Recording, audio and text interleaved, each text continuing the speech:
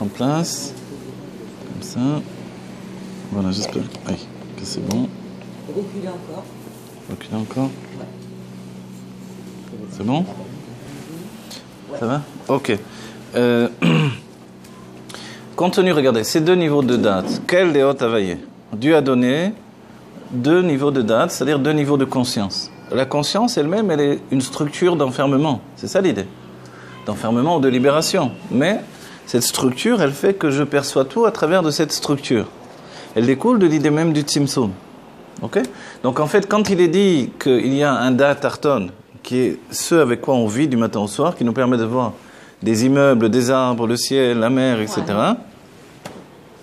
Et ressentir toute chose à partir de moi. Ok?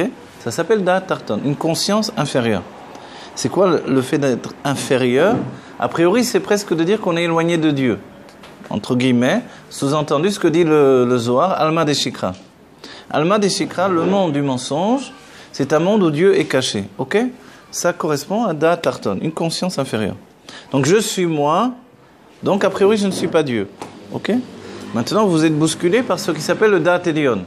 Le date Elion nous dit, en fait, Dieu est tout. Kula kamek elochashiv, tout est sans importance par rapport à Dieu, parce que tout est Dieu. Alors évidemment maintenant on a une difficulté. Si tout est Dieu, moi je suis Dieu, la table est Dieu, le verre, tout. Donc dans ce cas-là, comment il se fait que j'ai cette conscience d'exister? La réponse est parce que je ne vis pas dans le date Elion. Et on peut les comparer à deux dimensions différentes, qui sont placées côte à côte d'un certain point de vue, ou qui même peuvent résider l'une à l'intérieur de l'autre, puisque c'est des dimensions spirituelles, mais l'une et l'autre ont leur mode de fonctionnement, comme les mondes divins que l'on étudie. Ok? Quand on dit Atzilut, sous-entendu que c'est un monde où tout est Dieu de manière absolue. Donc le date Elion règne en maître. Dès que notre âme, elle vient de Atzilut, elle rentre dans le monde de Bria, elle se plonge dans le date Tarton. Déjà, il y a un niveau intermédiaire. Voilà.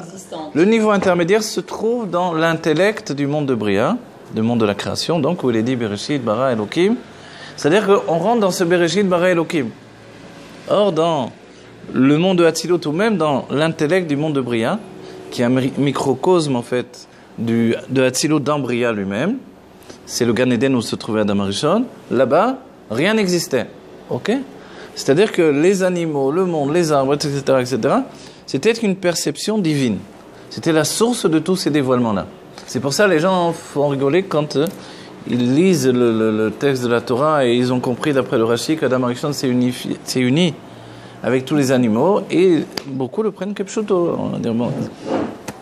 C'est-à-dire, bon, d'accord, tu veux... Alors comment il s'est uni avec le moustique? Vous voyez, etc., etc. Donc évidemment, c'est pas ça. Pourquoi? La première raison, c'est que tout ça n'existait pas au niveau matériel. Ça n'existait que dans un état spirituel. Et quand on dit que Dieu a créé toute chose, même le Rashi le définit, il a fallu attendre la prière de Adam Arishon pour que tout pousse, que tout paraisse. Et que Adam Arishon va donner des noms à tous les êtres vivants. Mais puisqu'ils sont créés par Dieu, pourquoi ils n'ont pas de nom? Parce qu'en fait, ils ne sont que dans une conscience divine au départ. Ouais, c'est-à-dire c'est le potentiel. Voilà. Et les animaux, en réalité, c'était les anges. Vous voyez, il n'y avait pas d'autres animaux que les anges. Ensuite, des anges, cette vitalité animale, c'est-à-dire que la tête, le corps et l'âme sont au même niveau. Ok? C'est ça un animal. Donc les anges s'appellent Behemot et Chayot. Ouais. Animaux domestiques, animaux sauvages. Comment ça se fait qu'il n'a pas donné de nom aux poissons? Il n'a pas donné de nom aux poissons. Qui est Adam Arishon? Ouais. Parce que c'était pas un pêcheur. C'était quoi? Non, c'est logique. Non, je sais pas. Je savais même pas qu'il n'avait pas donné de nom aux poissons, franchement. Non, je savais même pas. J'étais pas au courant. Non, je l'ai vu, c'est Rachid. Ah oui, Rachid le dit. Ah d'accord. Parce que sans doute ils étaient cachés dans l'idée de base. Et c'est vrai que ça rejoint ce qu'ont développé ensuite les scientifiques dans la science quantique. Je ne vois pas une chose, elle n'existe pas. Ils ne voient pas les poissons, ils n'existent pas. Spirituellement, les poissons sont dans les makifim. Adam Arishon, avec toute son élévation, il n'est que dans le début des makifim. Le terme makif, il veut dire ce qui n'est pas perceptible ni entraîné par mon intellect. Par le Adam Apnimi, la structure intérieure de ma personnalité. D'accord?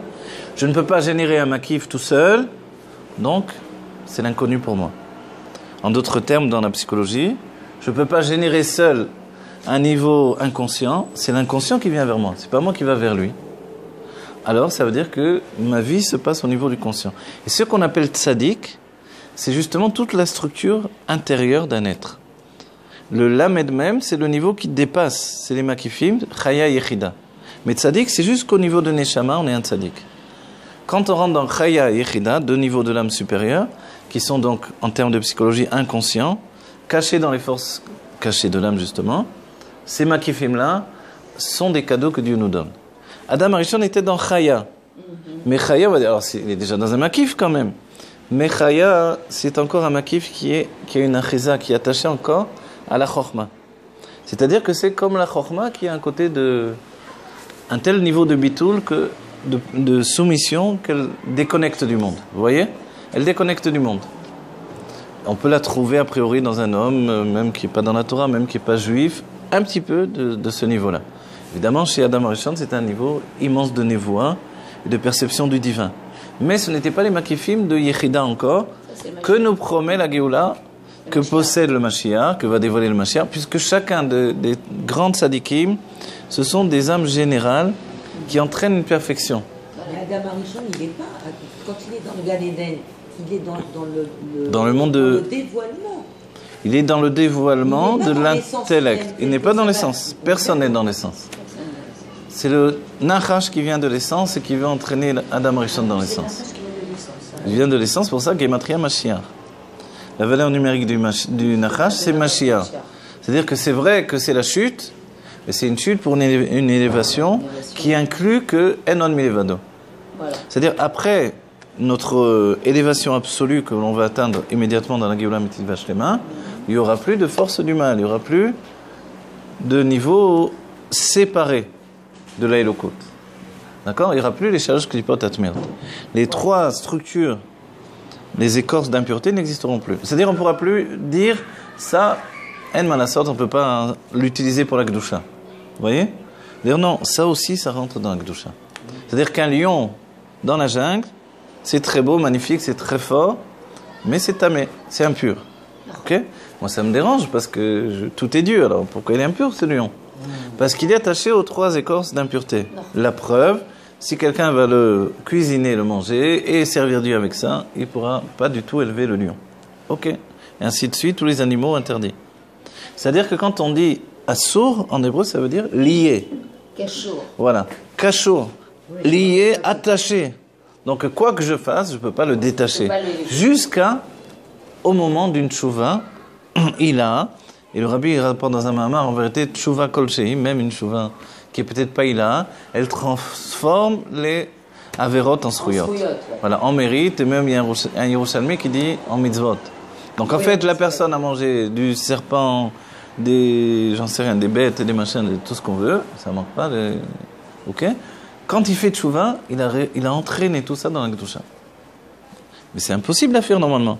Mais c'est pour ça qu'Adam Arishon est sorti du Gan Eden. Pour permettre cette action-là. C'est une chute terrible, mais c'est la chute qui permet une intégration, voilà. Une intégration de tout ce qui est l'autre côté dans la Gdusha. Autrement, les mondes sont séparés. Et c'est ce que dit le Nachash Adam Arishon.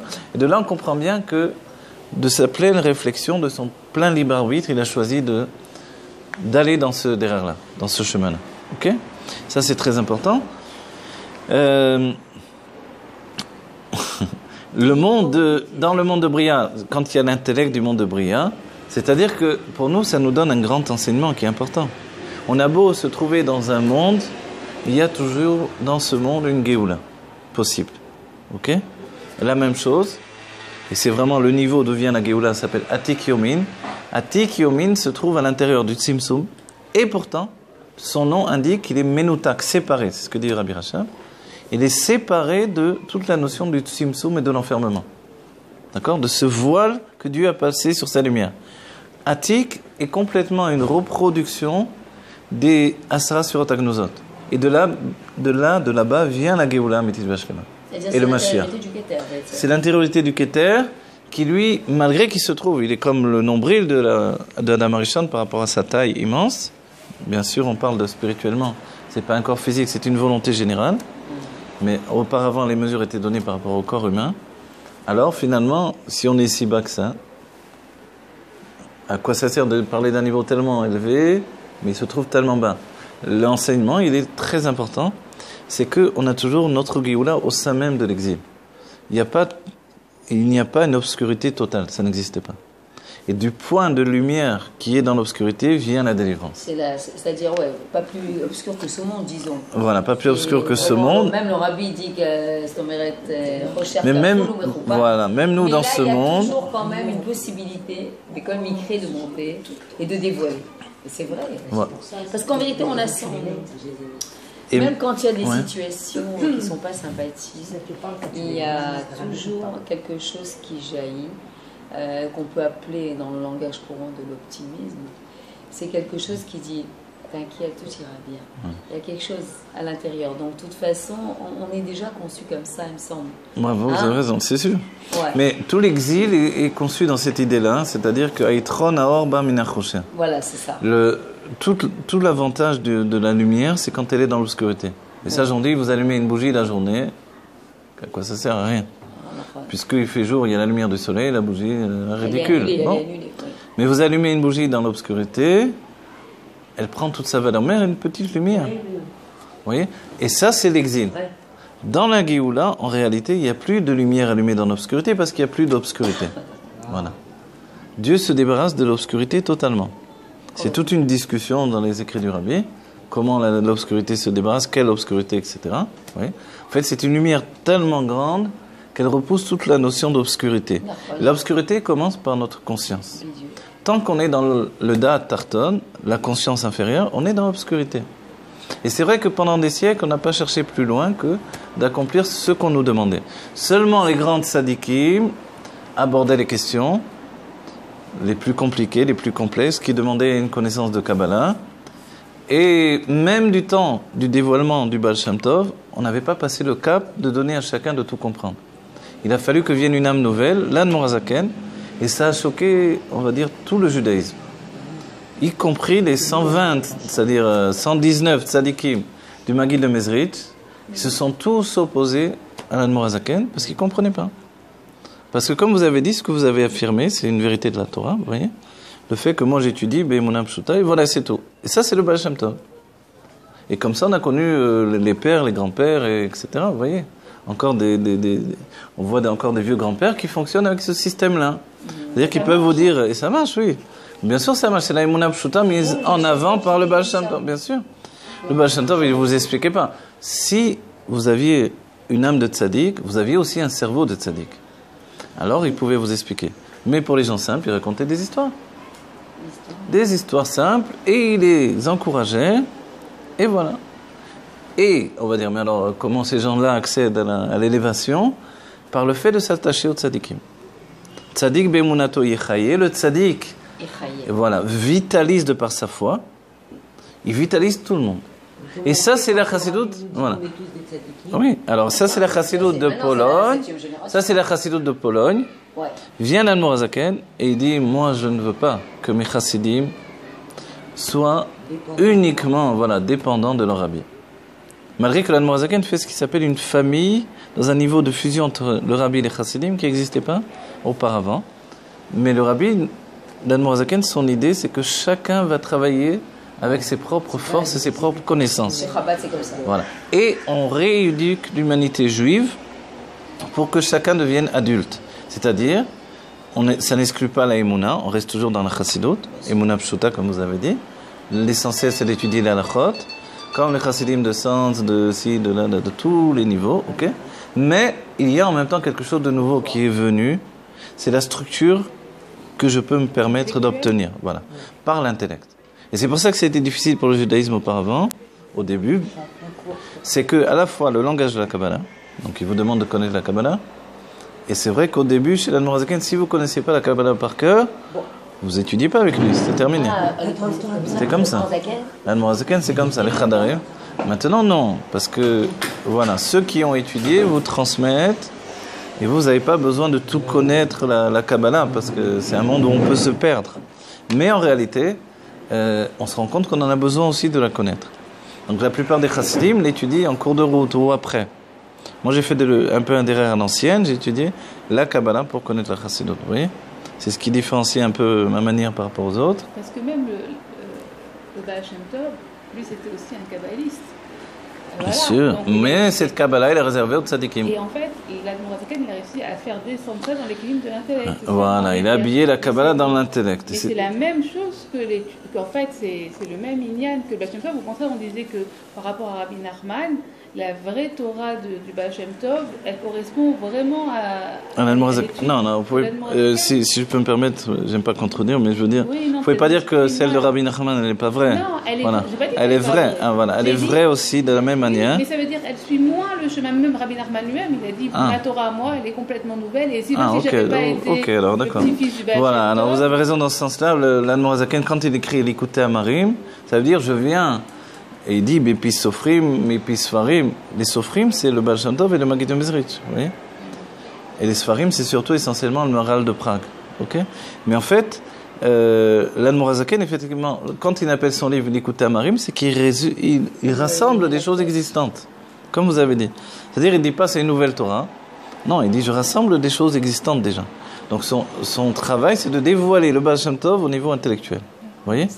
Et dans le langage de la Kabbalah. Ce qui n'était pas possible. Et pourquoi ce n'est pas possible? Parce que, justement, on a dit, si on n'est pas un tzaddik, on n'a pas non plus un sechel eloki, un cerveau divin.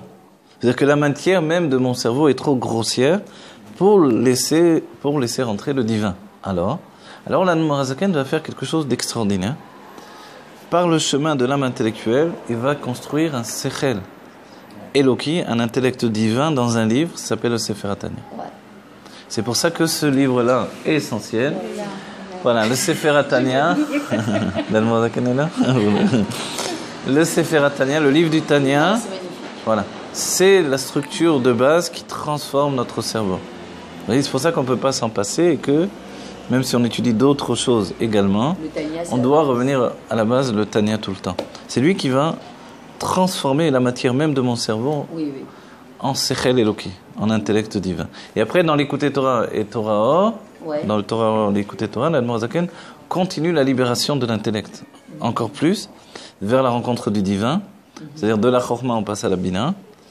Et là, le Rabbi dit que celui qui étudie vraiment tout, Torah Or, l'écouter Torah fixe, c'est-à-dire du début à la fin, l'étudie totalement, alors il voit le divin à la fin. Mais Torah Or, c'est quoi? Torah Or, c'est aussi... C'est des mamarim. C'est les mamarim de l'Admorazaken. Après la sortie de Pétersbourg, par rapport au Parashiot. C'est le Tzemar Tzedek qui a édité le Torah Or. Et après est venu l'écouter Torah. Voilà, de l'Admorazaken. Après Yutet Kislev. C'est la différence. Avant Yutet Kislev, ce sont des mamarim ksarim, des petits mamarim. Et après c'est... Et le Tanya aussi. Non, après le Tanya aussi, puisqu'il est enfermé le nombre de pages du Tanya, de l'écouter Amarim. Et ensuite, c'est la libération. Alors là, le Baal Shem Tov et le Maggid viennent le voir en prison. Et il dit, pourquoi je suis emprisonné? Parce qu'il y a une accusation contre toi. Parce qu'à cause de tout ça, c'est-à-dire, tu donnes à chacun de comprendre Dieu, tu casses le système établi. C'est-à-dire, auparavant, seuls les tzadikim accédaient à ça. Maintenant, tu le donnes à tout le monde. On n'a jamais vu ça. Et tous les chassidim se sont opposés à ça. Et l'Admorazaken a dit, alors qu'est-ce que je fais maintenant? Et le Baal Shem Tov lui a dit, maintenant que tu as commencé, tu continues. Voilà. Et là, ça ne s'arrête plus. Vous voyez? Et tous les rébim ont continué. Mais à chaque fois, c'était une nouvelle accusation, parce que le niveau était encore plus explicite, encore plus expliqué, encore plus... Voilà. De la lumière encore plus. Voilà, la structure était encore plus précise, etc. Donc à chaque fois, c'est des emprisonnements, des maladies, des choses. Oui. Donc tous les rébim ont été malades ou en prison, les uns après les autres. Sauf notre rabbi. Voilà. Même lui, il a été un seul jour. Ouais. Ah, le rabbi était en seul jour. Il a été enfermé par la Gestapo à Paris. Ouais. Ah, à Paris. Ouais. Pourquoi? Pour cause de judaïsme. Non, c'était à Paris. C'est à Paris et c'est un Rav Litaï qui l'a fait sortir de là-bas. Ouais. Les Allemands l'ont arrêté. Les Allemands l'avaient arrêté, la Gestapo. Le Rabbi s'est jamais caché. Oui, jamais caché. Voilà. Alors maintenant, regardez, ce qu'on veut, alors c'est aussi aborder notre livre, et on va l'aborder vers la fin. Ici, Voilà, on va prendre à partir de là. Vekol zeu prinat Israël dayenu tzadikim amekaimim Torah ve mitzvot. À la suite de ce qu'on vient de dire. En fait, Israël, qu'est-ce que c'est?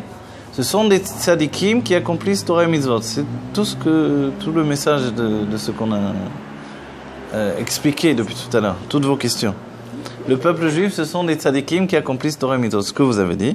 She'en beprinat mispar ou beprinat bli mispar.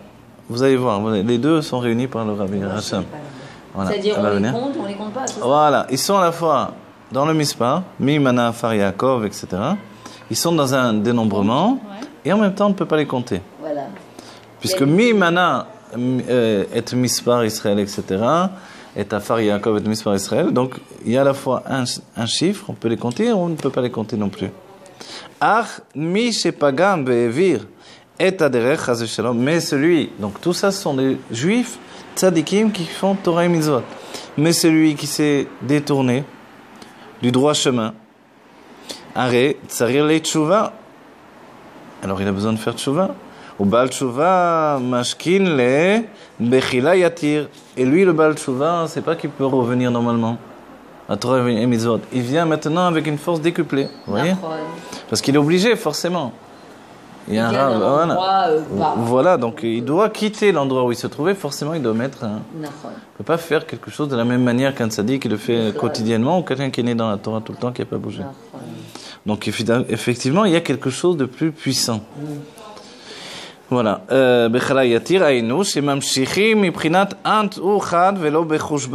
C'est-à-dire qu'à ce niveau-là, on ne peut plus rester dans la structure du mispar. C'est-à-dire que Dieu lui-même, il a un côté où il se codifie, il va l'expliquer encore plus, par les sphirotes, mais il y a un niveau qui est au-delà des sphirotes. D'accord? Il n'y a pas de mispar. Voilà. Chad, et c'est un, mais il n'est pas dans le dénombrement. Il est un, mais qui n'est pas dans le dénombrement. Ce niveau de un qui n'est pas dans le dénombrement, il permet à celui qui a quitté le derrière du dénombrement, qui est l'expression Torah et Mitzvot, de revenir finalement à Torah et Mitzvot. En faisant une amshacha, en continuant sur lui une lumière qui dépasse la structure. Et le 1, c'est Hachem. Le 1, c'est Hachem, évidemment, oui. Chad velo bechushban, c'est les tikkuné zohar, vous vous rappelez? Chad velo bechushban, il est un, mais qui n'est pas du dénombrement. Ok? Oui. Chez Zéro, Madriga Achat, chez Beor, chez Nidvaer, Leel, Ve'en Prinat Asara Sfirot Agnuzot. Et qu'est-ce que c'est ce 1 qui n'est pas dans le dénombrement? C'est le niveau des Asara Sfirot Agnuzot. C'est-à-dire que ce ne sont pas 10 sphirotes qui rentrent dans une limitation par le biais de kelim, de réceptacles, qui vont effectivement les séparer en 10 mesures de dévoilement. Ce sont des sphirotes qui sont encore gnozot. Quand on dit gnozot, c'est-à-dire qu'elles sont là, mais elles ne sont pas là. Elles sont cachées. Elles sont cachées comme enfouies. Le terme ganoz, c'est enfoui. Voilà. Oui, le or ganoz, la lumière est enfouie. Où est-ce qu'elle est enfouie? Dans le Ma'atzil Ha'elyon, dans l'émanation supérieure qui précède le Tzimtzum. C'est-à-dire que c'est encore l'éclat de l'essence de Dieu. Elles sont enfouies dans l'éclat de l'essence de Dieu. Ok? She'en beprinat itardut mamash, elles sont dans un niveau de fusion. D'accord? C'est-à-dire qu'en réalité, ce niveau 1, ce chiffre 1 dont on parle, c'est un niveau de fusion de toutes les 10 sphirotes. Qu'est-ce qui leur permet d'être en fusion, justement? C'est qu'il n'y a pas de séparation du Etsem. On dit Atzmu tu Maout, ils sont encore dans la Maout. D'accord? Ils sont encore dans la Maout. La Maout, elle veut dire Ma'ou Adavar. Qu'est-ce que la chose? Et de quoi on parle? De l'essence de Dieu. En fait, ils sont dans un état d'expression de ce qu'est l'essence de Dieu. Tandis qu'après le Tzimtzum, on rentre dans l'état de déclaration de la lumière divine vers le dévoilement. Le Sof qui se dévoile. Oui, jusqu'à l'idée de déclaration d'indépendance. Vous voyez? C'est le monde de Bria. Alors, vous voulez attendre un peu? Ok. Ve'alze Omer, mi mana afar Yaakov. Sur ce point, on dit qui a compté la poussière de Yaakov. Chez Zéro, beprinat bli mispar mamash. Et ça, c'est un niveau qui n'est pas dans le chiffre. On ne peut pas compter la poussière du peuple juif. La poussière, on le voit avec Avraham Avinu, ve'anochi afar ve'efer. Et moi, je suis de la poussière et de la cendre en vérité. On va dire, quelle différence? Pourquoi dire rajouter de la cendre? Parce que la cendre, on ne peut pas faire pousser dedans. La poussière, alors on peut faire pousser des plantes. C'est bas, c'est très bas. Mais il y a la vie qui pousse là-dedans. Et un niveau d'abstraction encore plus grand, c'est comme la cendre. La cendre, on l'obtient a priori quand il y a eu un feu, tout a été brûlé, il y a de la cendre. Évidemment, en dessous, il y a de la poussière, sinon après un feu, rien ne pourrait pousser. Mais cette couche qui est au-dessus, elle est imperméable, a priori, entre guillemets, imperméable à l'action du tsoméa, de poussée qui vient du cœur de la terre elle-même. Vegam yesh lomar she'al yedei, donc quand on parle de Afar, c'est quand même la poussière du peuple juif pour sous-entendre la multitude. Vous voyez comme on dit, on peut pas, Israël est aussi comparé au sable de la mer, qu'on ne peut pas compter puisque la mer elle a une notion d'infini. Cette notion d'infini fait qu'on ne peut pas compter. Le rabbi dit pourtant qu'on pourrait compter. Dans les Reshimot, il rapporterait qu'on pourrait compter, mesurer exactement combien il y a de sable dans la mer. Il fait toute une sorte de calcul, mais toutes ces notions d'infini, finalement, ici, dans le premier abord de l'infini, puisqu'on va bien compter le peuple juif. Donc alors pourquoi on ne le compte pas? Ce qui est étrange, c'est quand on le compte, on s'aperçoit que le chiffre n'est pas exact. On dit Shishim Ribo, 600 000, mais ils étaient beaucoup plus que 600 000. Alors pourquoi on nous dit 600 000? 600 000 plus les femmes, les enfants, les vieillards, alors c'est beaucoup plus. Oui? C'est-à-dire que le compte, il n'est jamais exact pour pas qu'il y ait vraiment de Aïn Hara sur le peuple juif. Ok? C'est quoi le Aïn Hara? L'idée de Aïn Hara, c'est de limiter celui qui était limité. Dès que je limite, forcément, je rabaisse et j'entraîne vers la chute. C'est comme si je sépare un être de sa source divine. C'est pour ça que le rabbi même a dit une fois, on parle souvent que le rabbi a dit qu'il n'y a pas de Aïn Hara chez Rabat. Voilà. Mais quelquefois, on a vu une sikha où le rabbi a dit clairement Yesh harbe talmidim hayom baruch Hashem. Et il dit Bli Aïn Hara. Ouais, mais pas que ça. Il dit ça, il dit à ce moment-là Bli Aïn Hara. Pourquoi? Parce qu'il a dit le terme de harbe, il y a beaucoup. Le fait d'avoir dit qu'il y a beaucoup, en vérité, ça veut dire qu'il y a beaucoup, donc c'est beaucoup. Mais c'est une limite. Vous voyez? Quand on dit il y a beaucoup, ça veut dire que c'est une limite. En vérité, donc quand on dit c'est l'infini, c'est aussi une limite. Vous avez compris? Quand je dis la lumière est infinie, ok, donc elle est limitée. Pourquoi? Parce que c'est une mesure que je viens de donner. Cette mesure, elle est limitée. C'est pour ça qu'on doit préciser. Alors, abilti bal gvul. La lumière qui n'a pas de limite. Alors là, on a donné de comprendre qu'elle est vraiment infinie. Mais même dans ce cas-là, l'explication par rapport à Dieu, nous dira le rabbi, c'est que l'infini véritable doit également pouvoir se limiter, sinon il lui manque la force de la limitation. Donc il le possède également. Ça prouve qu'il est réellement illimité. Mais en vérité, l'illimité ne peut se dévoiler que dans l'illimité. Parce que dans notre structure à nous, c'est ce que l'on pense. Oui. Mais en réalité, il y avait justement, avant le Tzimtzum, c'est l'illimité qui se dévoile, sans aucun frein et sans aucune limite. Vous voyez? Et la limite est cachée, noyée par l'infini. Donc ça existe aussi. Vous voyez? Mais cet état-là, il n'a pas permis l'apparition des mondes. Voilà, parce que les mondes, c'est lié au terme de Elem, Olam c'est Elem, le voile. Donc s'il n'y a pas de voile, il n'y a pas de monde. Et les mondes, ce sont les kelim, les réceptacles, en finalité, notre corps. Notre corps, c'est un monde à part entière. Votre corps, c'est votre monde. À partir de lui, vous avez vos conclusions de vie, vos perceptions de vie, votre émouna, votre da'at. Vous voyez, tout est structuré à votre corps. Pourquoi? Parce que le corps va donner une définition précise de la lumière de votre âme. Elle prend une définition. Cette définition, c'est le corps qui l'entraîne. Et c'est pour ça que de Gilgul en Gilgul, on peut se ressembler physiquement. De réincarnation en réincarnation, on peut physiquement se ressembler, comme des frères et sœurs d'une même famille. C'est ce que l'on va découvrir dans la Géoula. Vos Gilgulim vont vous ressembler. Vous voyez? C'est-à-dire les réincarnations, les passages dans les vies passées, ça va être vraiment comme voir une famille. Il y a des points de différence et en même temps une grande ressemblance. Pourquoi? Parce que le corps a sa propre mémoire. Il n'y a pas uniquement la mémoire de l'âme, il y a la mémoire du corps. Cette mémoire se cache dans le louz, et le louz transporte la mémoire des vies passées. Et c'est pour ça qu'il reconnecte l'âme dans sa nouvelle structure avec l'identité précédente. Et nous permet de faire évoluer le corps vers une conscience supérieure à nouveau. Vous comprenez? C'est pour ça que la Torah nous dira, celui qui était riche et a servi Dieu dans la richesse et puis ça a mal tourné, il reviendra pauvre, il servira Dieu dans la pauvreté, pour qu'il puisse se racheter de ce qui s'est passé auparavant. Vous voyez? Et si ni l'un ni l'autre il s'en est sorti, alors il faut trouver un milieu intermédiaire, etc., etc. Ça, c'est des points, on va dire, dans le côté matériel. Maintenant, le Rabbi a dit que tout le monde doit être riche, sous-entendu que pour atteindre les niveaux de dévoilement de la Géoula, on a besoin d'être riche.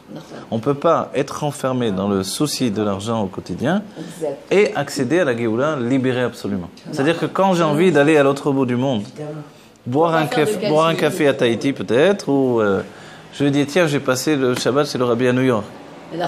Ah, je peux pas, ça coûte cher, tu te rends compte juste pour un Shabbat, t'es pas bien de tête. Alors, voilà. Tant que je suis dans cette structure-là, d'enfermement, évidemment, il y a des impossibilités pour moi dans le dévoilement divin. Et c'est pour ça que tous les tzadikim les grands tzadikim qui devaient faire des grands dévoilements de Torah, sont devenus riches.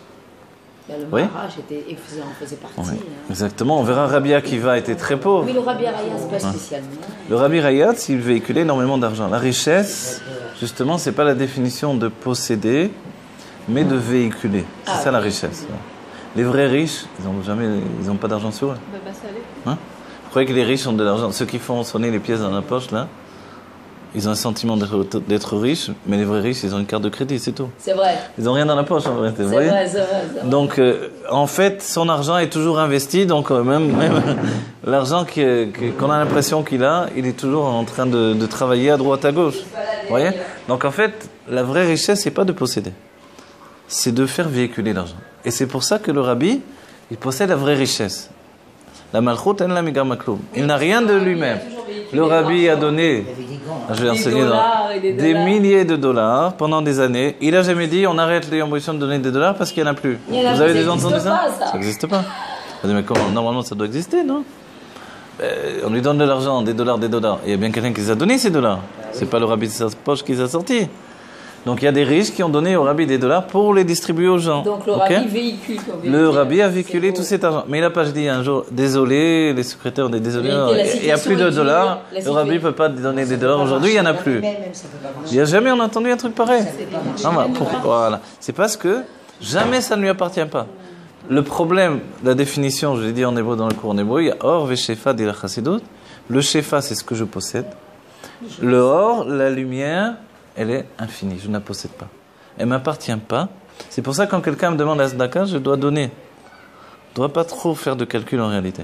Je donne et comme ça je reçois toujours. Parce que je reçois pour donner. D'accord?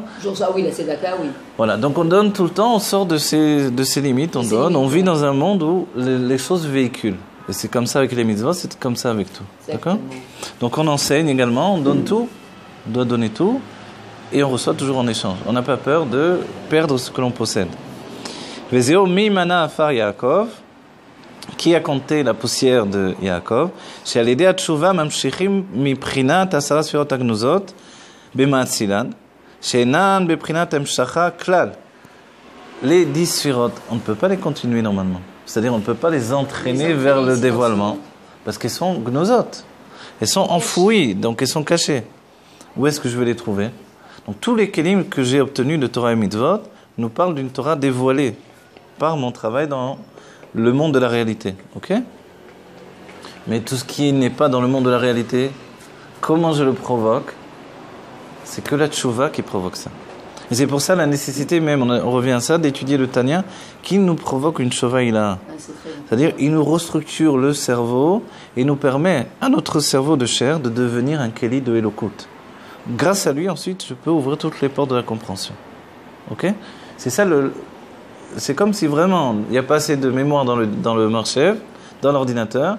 L'Admorazaken nous dit, les pauvres, ils n'ont pas de mémoire dans l'ordinateur. Mais c'est parce que c'est pas des tzadikim. Mais c'est facile, je vais leur mettre au moins un disque dur externe. Hop, on le branche avec une clé USB. Ils ont maintenant un disque dur externe et ils ont largement de quoi mettre tout ce qu'ils veulent maintenant. Et là, il rentre, là, il écoute. Et ça, c'est le Tanya. Oui? Et c'est tellement extraordinaire que ça n'a jamais existé auparavant. Il a fallu une âme nouvelle qui est venue structurer quelque chose comme ça. C'est pour ça qu'il commence par des questions et des réponses et des choses. Et qu'il mélange le niglé, le nistar. C'est-à-dire qu'il n'y a pas de limite. Il fusionne tous les genres de la Torah pour arriver à nous prouver qui nous sommes. Mais vous savez, dans le cours de Tania que j'enseigne un Ramat Aviv chez les hommes, en enseignant, on comprend encore mieux. Le rabbi nous dit, tu veux comprendre la Torah, enseigne-la.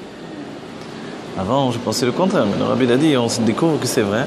En définitive, on voit que le début, la joie de Mashbi'im oto teit tzadik ve'al tei racha, on nous fait jurer d'être un tzadik et de ne pas être un racha. Déjà, ça nous clique, on dit, si je suis tzadik, je ne suis pas racha. Donc, pourquoi on a besoin de dire ça? Et la suite, même si le monde entier dira que tu es un tzadik, soit tes propres yeux comme un racha. On commence avec une difficulté qui, a priori, n'a pas de fin. Cette difficulté fait que, malgré que je fais tout dans le quotidien pour être un tzadik et qu'en réalité je suis un tzadik, parce que la tchouva, d'accord, mais comment ça s'appelle? Ça m'échappe. Le fait du serment en français, vous voyez? Ouais. On dit la choua, merci. La choua nous a été donnée à chacun, merci beaucoup. Le serment, en fait. Le serment, ce messer, il est adressé à chacun d'entre nous, dit le rabbi. C'est pas que il y a des gens, comme avait pensé Yov. Yov a dit Barata Sadikim, Barata Rishaim. Et c'est vrai. C'est-à-dire qu'on ne peut pas vraiment réfuter ce qu'a dit Yov. Parce que des gens naissent Sadikim. Et des gens naissent Rashaim. Ok? Dans notre génération, tout a basculé parce que le rabbi l'a défini comme une nouveauté qui n'existait pas. C'est-à-dire même l'idée de Benoni, ça ne peut plus nous suffire parce qu'on ne veut pas souffrir toute notre vie et qu'on est relié au bonheur de la Géoula et qu'il y a des téléphones et des idées là. Donc en fait, on bascule vers l'idée du tzaddik. Ou tzaddik ou rien. C'est-à-dire que dans notre génération, on veut être soit des tzaddikim, soit laisse-nous tranquilles. Oui, laisse-nous vivre avec le plaisir du monde. Donc en fait, si je dois évoluer vers Torah et Mitzvot, on doit encourager. Le rabbi dit, aujourd'hui, l'Aikar et l'Oded, c'est d'encourager. Donc on m'encourage vers le niveau que je possède en réalité. Mais tout à coup, je sors de mon corps et je viens dans mon âme pour entraîner mon âme dans le corps. Ça, c'est une nouveauté qui n'a pas existé. Mais ce que je voulais désigner, et c'est important, c'est que quand on a juré d'être un tzaddik et que même si le monde entier nous dit qu'on est un tzaddik, on se voit comme un rachat, c'est ce qui nous sauve. Quand je vois, la dernière fois je parlais avec mon ami Périmon, Yosef Yitzhak, on se rend compte que dans notre tête, en tant que Chabadnikim, on n'a pas l'esprit religieux. L'esprit religieux n'a pas l'esprit orthodoxe. C'est curieux de dire ça. Et pourtant, vous avez qu'à voir à Pessar, on est beaucoup plus orthodoxe que tous les autres réunis. Plus que tous. Ouais. Alors, comment ça se fait? Vous voyez? Dans toutes les choses, les tefilines, tout, dans les moindres... Il y a séparation. Il n'y a pas de séparation. Mais l'esprit, il n'est pas orthodoxe finalement. C'est-à-dire que, comparé... Non, on ne va pas dire comparé. Compte tenu du monde que l'on a en face de nous, on n'a pas ce sentiment d'être séparé du monde. Comme le milieu orthodoxe, on ressent qu'on est exactement comme les autres. C'est-à-dire jamais un chabadnik, ou alors il a un problème personnel, ne voit quelqu'un qui n'est pas religieux a priori, puisque le rabbi a dit combien il faut faire de mitzvot pour être religieux, il ne voit pas l'autre comme quelqu'un qui a des manques, qui est moins que lui. Alors on ne dira jamais les karev rechokim, de rapprocher quelqu'un qui est loin. Okay? Non. En fait, l'autre personne, il est exactement comme moi. Hein? D'accord. Alors on va jusque là, c'est bon? Ok. Donc je vois l'autre exactement comme moi, et le fait de voir l'autre exactement comme moi, c'est parce qu'on n'a pas une structure justement enfermée. L'Admorazaken, en nous donnant cette structure de tzaddik à portée de la main, il nous dit toi-même tu dois être ton propre tzaddik. Et après, c'est avec un plein libre arbitre que tu t'attaches au rabbi. Parce que de toutes les manières, tout ce que tu vas obtenir comme élévation, elle vient par le rabbi. C'est-à-dire que ce qu'a dit le Baal Shem Tov, que le tzaddik nous vitalise, ça ne s'est pas arrêté chez l'Admorazaken. Parce que c'est aussi la chassidoute. Mais le rabbi nous a dit, et ça je l'ai entendu de Rav Gunner, qui me l'avait dit personnellement, il m'a dit, sache que le rabbi a dit que tout ce qu'on doit recevoir, même si ça nous pend là devant le nez, on ne le recevra pas si je ne fais pas un cli pour le recevoir. Si je n'ai pas un cli, un réceptacle pour recevoir ce que Dieu est en train de me donner, ou et le rabbi il a prié pour ça. Vous vous rendez compte? Je veux dire, alors le rabbi m'empêche de recevoir ce que Dieu me donne? Oui, le rabbi veut que tu travailles. Il veut que tu sois un être qui façonne, qui fasse du monde un cli. Et c'est comme ça que tu vas obtenir bien plus que ce que tu croyais obtenir auparavant. Voilà. Vous voyez? Il faut que j'agrandisse le réceptacle, que je le rende tellement pur, raffiné, tellement entier et structuré que finalement je vais recevoir au-delà de tout. Alors, on termine une phrase et on fait une pause. Chez l'idée à Tchouva, donc on a dit on ne peut pas a priori au quotidien continuer sur nous la lumière qui vient des Asara Sfirot Agnozot, des 10 Sfirot qui sont enfouis dans la lumière d'avant le Tzimtzum, puisque ça ne nous correspond pas, puisque nous on est en plein dans le Tzimtzum. La preuve, 1 plus 1 ça fait 2, voilà. Donc c'est le Tzimtzum. D'accord? Et là on ne parle pas de 1 plus 1 ça fait 2, on vient de dire Chad Shelo Bechoushban. C'est 1 duquel on ne peut pas dire 1 plus 1 ça fait 2. C'est 1 qui ne rentre pas dans le compte. Alors, comment ça marche? Par la tchouva, on est mamshir des Asara Sfirot Agnozot. Et c'est ça qui est extraordinaire chez les Rebbeim. C'est-à-dire que les Rebbeim, on a l'impression qu'ils veulent toujours rajouter. Et puis, de toute façon, il y a toujours la possibilité pour un juif de se sortir de la vie. Exactement. Mais, comprenez bien, regardez, c'est merveilleux, on le verra encore plus chez le Rabbi, mais déjà on le voit ici chez le Rabbi Rachab. Les Rebbeim, ils sont toujours en train de nous dire tu continues ce niveau supérieur et ce niveau. On dirait que c'est une sorte de tacharut entre eux, d'affirmer en fait tu continues un niveau encore plus haut, encore plus haut, encore plus haut. Je dis mais attends, j'ai compris que par la tchouva j'atteignais ce niveau-là. J'atteignais ce niveau. Et là maintenant, ça y est, à chaque fois on voit que c'est de plus en plus haut. Parce que c'est eux qui vont fixer ce qu'on continue. Vous voyez? Ça c'est très important. C'est-à-dire c'est là où nous-mêmes on a absolument besoin des Rebbeim. On a compris que leur force, c'est pas de nous donner des mots. Quand le Rabbi Rachab enseigne tout ça, il est totalement dans les mondes divins. C'est-à-dire, il a atteint un tel degré qu'il avait déconnecté sa personnalité du monde matériel. Il n'était plus dans le monde du tout. D'accord? Et vraiment, il a fallu le tirer, le faire venir, l'obliger, sinon, il aurait quitté le monde totalement. Donc en fait, pourquoi il n'est pas là? Parce qu'il va voir la source du peuple juif telle qu'elle se trouve dans sa source divine. Et que tout son travail, c'est de continuer la lumière de la Géoula. Donc ce qu'il nous dit, c'est vraiment nous, tel que nous sommes dans notre Géoula personnelle. Ok? Donc en fait, par la tchouva, mamshirim prinat asra sfirot agnozot b'matzilan, she'enan beprinat hamshacha klal, qui elles ne peuvent pas être continuées dans notre réalité a priori. Et pourtant, voilà, par la tchouva, et c'est une tchouva, alors moi je vais pas dire ila, puisqu'il parle que de tchouva, vegam iprinat atzmut orensov, vous voyez, on continue, allez vas-y, on va dire encore plus. Atzmut orensov, l'essence même de Dieu dans son état de dévoilement, ce qu'on appelle atzmut umaout, c'est ce que l'on dévoile par la tchouva.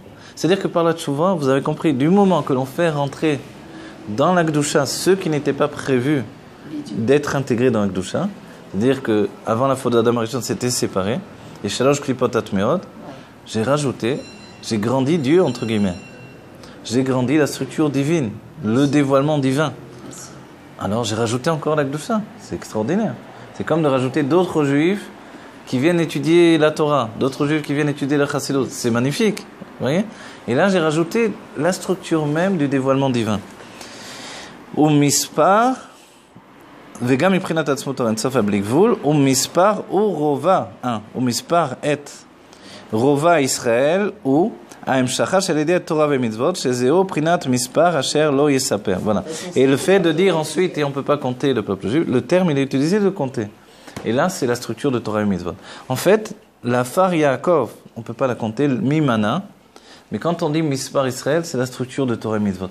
Le chidouche c'est toujours que il y a une structure, elle existe, c'est dans cette structure que je dévoile l'infini véritable, absolu. Et c'est ça tout notre judaïsme, et c'est ça la Chassidut Chabad, en particulier, comme vous avez dit, par rapport à vraiment une structure qui nous a été donnée depuis le Sefer Tanya, on devient un être de Kedusha immense. Parce qu'on a choisi ce travail-là. Et le fait que l'on pense nous-mêmes de nous, qu'on n'est pas du tout très sérieux, on va dire, entre guillemets, on n'est pas extraordinaire, on est exactement comme les autres. C'est baril, c'est très bien. Parce que si on se prendrait trop au sérieux, alors là, la tête est auto, on essaye, le grand sadique. Ça peut tourner comme ça, voilà. Donc on est deux ans. Voilà. Et des fois, quand il y a des Mekoubalim qui sont rentrés dans ce monde-là, ils peuvent tourner dans le mauvais côté que Dieu nous présente. Voilà, on fait une pause, et après, si vous voulez, on reprend, qu'on évite la Géoula Mitivashkina, c'est bon? Voilà, maintenant on rajoute un petit peu un cours sur le point de la Géoula à partir de Adam Arishon, ok? c'est vrai que notre langage vient du Harizal. D'accord? C'est comme ça qu'on fonctionne dans la Chassidut Chabad. Pas parce qu'on est obsédé par cette idée-là, mais parce que c'est un langage de vérité absolue. Donc, on veut comprendre à partir de ce langage-là pour sortir de tout ce qui peut m'entraîner justement de tirer les forces du mal dans ce que je dis dans la Kedusha. Maintenant, les forces du mal aujourd'hui, c'est pas forcément des monstres horribles, des trucs machin, surtout pas en Eretz Israël, bien que des démons ont existé, que dans certains endroits du monde ça existe encore, mais voilà, c'est tout simplement des problèmes dans notre personnalité au niveau inconscient, etc. Top. Ok. Donc on veut, nous, par exemple moi en tant qu'enseignant, j'ai compris, puisqu'on se forme dans la Chassidut Chabad, en tant qu'enseignant, en tant qu'élève. En tant qu'enseignant, mon rôle n'est pas de vous rendre en galoute, de vous introduire dans la galoute. Parce que le Rabbi dit, les rabbanim peuvent enseigner des choses très élevées et leurs exemples sont très très bas. Du coup, ils mettent les gens en galoute. Vous comprenez? Mais dans l'exemple, dit le Rabbi, c'est là-bas où il est l'enseignant en réalité. Et c'est là où le Rabbi dit, attention quand tu apportes des exemples. Et c'est pour ça, le plus on est proche finalement on dit dans la largeur de la Bina, c'est-à-dire le sujet lui-même par son langage, et moins il y a de séquelles. Et moins on entraîne les gens dans la galoute, au contraire, on les élève vers la source de leur âme. Vous voyez? C'est pour ça qu'essentiellement, j'essaie de vous répondre avec le langage du Harizal, plus, et en plus de ça, des exemples que j'essaie d'être plus raffinés que le monde quotidien, on va dire. Ok. Maintenant, Adam Arishon, quand on dit qu'il est dans le Gan Eden, c'est que le Harizal va structurer justement le monde de manière à ce que l'on ait cette conscience de l'espace-temps. À partir du Tzimtzum, c'est ce qu'il nous propose. Mais c'est vrai que vient le Rachach, qui fonctionne un peu dans votre état d'esprit, qui dit, on a un problème quand même. C'est quoi? On ne peut pas aller jusqu'au bout dans cette idée d'espace-temps du haut vers le bas, et voilà. Avant le Tzimtzum, après le Tzimtzum. C'est à la fois un lieu, Chalal HaPanouy, et à la fois une notion temporelle. Il y a eu le monde du Tohu, il s'est brisé, après il y a la reconstruction, etc. Ok?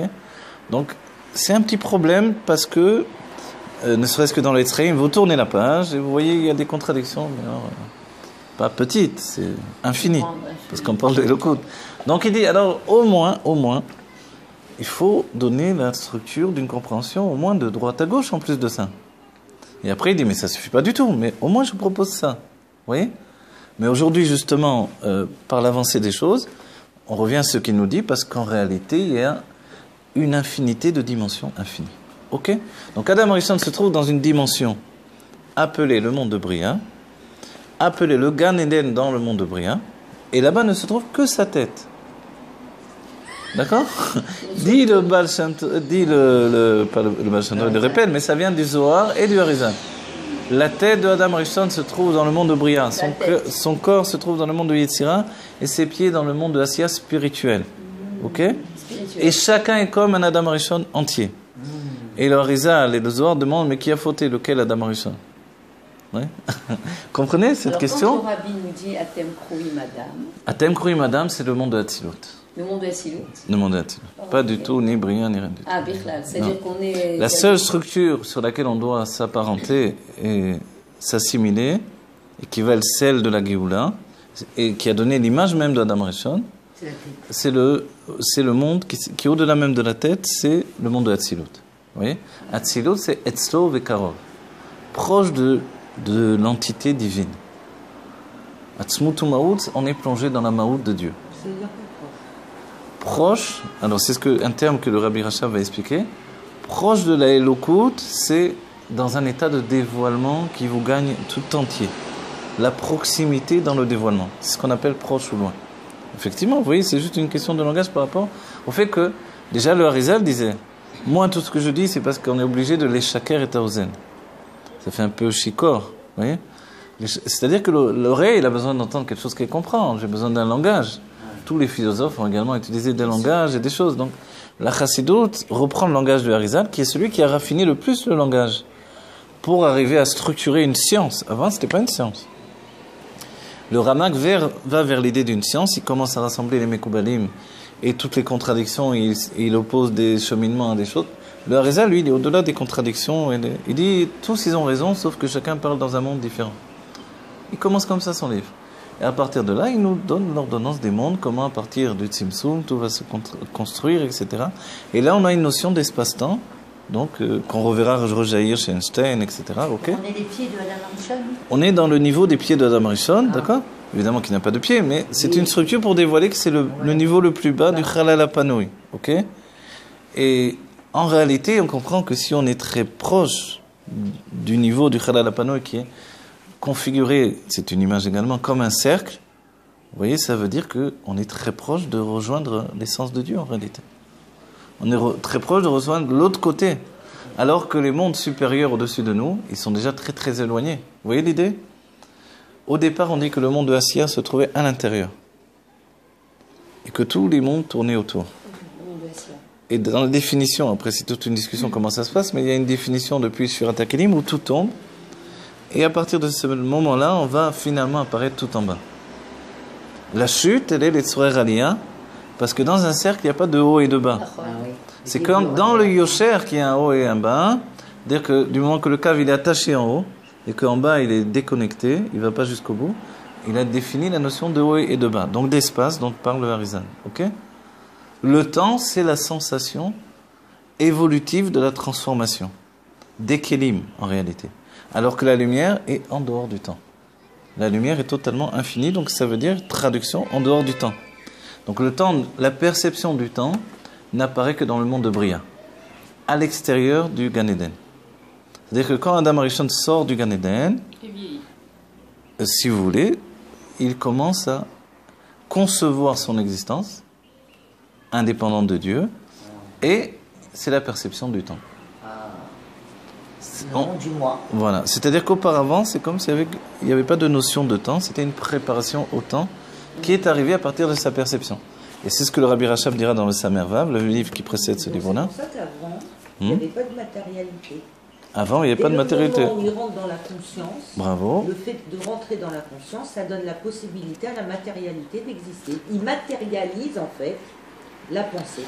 Oui, non, et en réalité, non, elle n'existait pas, elle n'existait pas du tout, et malheureusement les rabbinim s'en mettent les pinceaux là-dedans parce que. Elle n'existait pas avant. Dès le moment qu'il rentre dans sa conscience, il sort. La conscience par l'histoire de la faute, qui il a regardé les clipotes et puis. Alors là, on pourrait dire que la conscience c'est quoi? C'est la pensée de Dieu. La conscience, c'est la pensée de Dieu qui est en dehors de la structure de la lumière infinie, en fait. Il y a deux sortes de lumière. Je vous explique la base de tout. Il y a ce que l'on a commencé à étudier dans le Rabbi Rachab, mais on va le voir encore plus. C'est que vous comprenez que vous avancez vers des choses que les plus grands Mekoubalim n'ont jamais étudiées. D'accord? Donc c'est forcément, ça révèle des questions. Non, mais là je suis plus du tout parce que je suis plus. Ok, non, compte tenu de tout ça. Ok. Non, on ne parle pas, dans tout ce que l'on a parlé ici, on ne parle pas du tout du monde matériel. Ok? On parle que du spirituel. Voilà. Mais quand Dieu a créé dans la pensée, la création. Oui, elle est restée dans sa pensée. Adam Rishon, il y a eu ce qu'il y a eu après avec le Nachash. Non. Après, donc, mais la création, la réelle création, ce n'est pas la création du monde, c'est la création du monde des sphirotes. C'est-à-dire que ce qui a été créé, ce n'est pas notre monde. Voilà. Ce qui a été créé, c'est le potentiel de notre monde. Exactement, c'est juste. C'est ce qu'on dit dans Baruch She'amar, nous dit Rabbi Rachab. C'est juste les Sarat Sfirat HaMenuzah. On est en train de parler de la délivrance du monde. Le monde, il n'existe pas. On a en potentialité les 10 sphirotes qui ont, elles, été créées, ce qu'on appelle la création du monde, mais qui n'est en fait la création des 10 sphirotes. Arrive justement la conscience du Rad, qui est dévoilée chez une seule personne dans le monde, comme dit le Rabbi, et à ce moment-là, il y a la possibilité d'avoir la création de l'unification des 10 sphirotes qui va se matérialiser. Bravo, très bien, très bien. C'est ça? Oh, très bien, bravo, vous pouvez l'enseigner à votre tour, bravo, c'est très bien. Voilà, c'est clair. Ok, magnifique. Dommage, alors là, ils n'entendent pas parce que le micro est sur moi, mais c'était un résumé magnifique. C'est exactement ce qu'on a dit plus d'une fois d'après le Rabbi Rachab. C'est-à-dire que là, et ça vous devez vous l'intégrer dans votre tête. Mais je vous dis, c'est normal qu'il y ait ces blocages entre guillemets, parce que les grands rabbinim tombent dedans aussi. J'ai entendu des aberrations des fois, que Dieu préserve. Mais pour vous dire, Adam Arishon est la résultante, c'est-à-dire la finalité de la reconstruction des mondes divins spirituels après Sfirat HaKelim. Ok? Après qu'il y ait eu ce monde qui a explosé, ce monde spirituel gorgé de plaisir divin, lui, il y a eu le monde de Hatzilut en dessous, ok. Dans Hatzilut, il y a eu finalement le jeune homme Zeir Anpin qui est reconstruit et qui est lui l'entité qui va donner au sentiment qui a entraîné cette explosion, c'est-à-dire tout ce que va devenir la galoute ensuite, c'est ça, c'est la même structure de base. Les sentiments, vous voyez, c'est ce qui est touché par l'exil, c'est l'exil des sentiments en réalité, qu'on le sache ou non, pas autre chose. L'intellect n'est jamais en exil. C'est pour ça que grâce à l'intellect, on peut se délivrer. Et c'est pour ça que quand vient l'Admour Zaken, il nous dit, écoutez, on ne va pas les laisser en exil jusqu'à quand? On va laisser en exil jusqu'à... Alors venez, on provoque la Géoula avec l'intellect. Oui, mais l'intellect, il est notre pire ennemi. Ah, ok. C'est pour ça que les autres lui ont opposé l'intellect, Chazvé Shalom, exactement. Ah, voilà. Ah, non, exactement. Voilà. Voilà. C'est pour ça qu'on s'est opposé. Oui, on s'est opposé, voilà. On s'est opposé à l'Admour Zaken par le fait de dire ce que vous avez dit. L'intellect, c'est la pire des choses. Comme vous avez dit au début du cours, bravo. Ouais. Donc si l'intellect est la pire des choses, puisqu'elle vient contredire la Emouna, et qu'elle peut me prouver à plus B que ce que j'ai dit c'est faux, ok, il y aura toujours quelqu'un de plus intelligent que moi, qui va venir me dire, tu sais ce que tu dis, je peux t'expliquer exactement le contraire. Ouais, exactement. Et il me prouve à plus B, voilà, je t'ai prouvé. Tu me crois maintenant? Non. Pourquoi? Parce que c'est une Emouna. Vous voyez? C'est-à-dire que quand je dis le rabbi c'est le Mener HaMashiach, c'est pas intellectuel du tout, c'est une Emouna Pshuta. Moi, j'ai la Emouna Pshuta que cet homme-là soit... et le Mener HaMashiach. Maintenant, Maïmouna, elle a aussi des structures dans la Torah intellectuelle. Le Rambam dit, et c'est le seul posek qui donne la définition de qui est Mashiach. Pour l'instant, devant mes yeux, il n'y en a pas un autre. Si on doit attendre un autre, alors que Dieu préserve, avant que ça recommence tout le système qui a été enclenché depuis des siècles. Alors là, c'est une grosse galoute que Dieu préserve, vous voyez. Mais quand on n'a pas compris ce cheminement des choses et cette finalité, il faut dire aux gens, mais soyez opportunistes. Dieu vous donne un Mashiach. Prenez-le, celui qui est là. D'accord? Oui, mais ils ne le voyaient pas. Ouais. Alors, ils ne le voient pas, mais ils l'ont vu parce qu'il y a des affiches de partout dans le monde entier. De plus en plus. Voilà. Ils veulent le voir vivant dans un corps physique. Mais alors, vivant dans un corps physique, cette notion, elle va être notre notion à nous. C'est-à-dire qu'aujourd'hui, voilà, mais tous les tzadikim sont vivants dans un corps physique. Simplement, on ne les voit pas pour que nous ayons le libre arbitre d'aller affirmer au monde qu'ils sont vivants. Je ne peux pas affirmer une chose de moi-même comme une émouna qui devient une réalité si je les vois devant mes yeux. Alors c'est plus une affirmation de émouna, vous comprenez? On a eu dans le peuple juif de voir Dieu de nos yeux. Ok, on a entendu Dieu nous parler. Et le peuple juif est un témoin. Shishim Ribo, 600 000 plus les enfants, les vieillards, les femmes, on témoigne que Dieu nous a parlé, nous a dévoilé, nous a donné à toi. C'est énorme, personne n'a ça. Ça n'existe pas dans l'humanité. Ok, à partir de là, ce qu'on nous demande, c'est par notre émouna maintenant arriver à continuer cette affirmation-là, puisqu'on a en nous, on est ma'aminim, bnei ma'aminim. Maintenant, pour revenir à la base même des choses, comprenez bien, Adam Arishon, il est la restructuration de tout ce qui a été brisé dans le monde du Tohu, c'est-à-dire l'idée d'un désir tellement puissant que le corps ne peut pas limiter ce désir, ok, que ça explose tout. Dieu va faire Zeir Anpin, qui est le fait de donner le tikkun, la naissance du tikkun. Zeir Anpin, ça veut dire la petite figure, c'est les midot, les sentiments du monde de Hatzilut. Il est à l'image du juif qui s'est élevé dans la pensée de Dieu, à l'image de Yaakov Avinu. Ok? Yaakov Avinu, c'est la représentation de Zeir Anpin. Donc en fait, c'est un être parfait.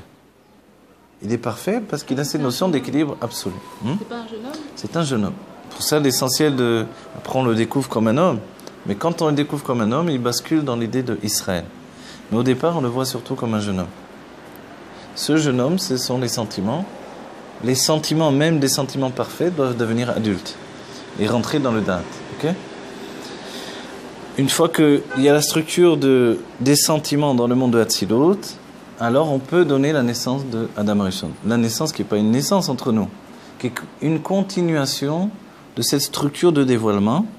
C'est une expression pour un gamin. Une expression de divin, et qui, malgré que cette expression se trouve dans un monde autre, qui est le monde de Bria, c'est-à-dire que la Malchut donne un nouveau monde, la force, la puissance de la Malchut, de la royauté, c'est de couper court à ceux qui précèdent et d'entraîner une nouveauté.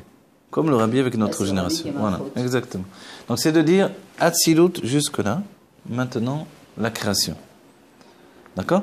N'oubliez pas un point qui est important. Avant la faute du veau d'or, personne n'aurait parlé de création dans la manière dont on en parle aujourd'hui.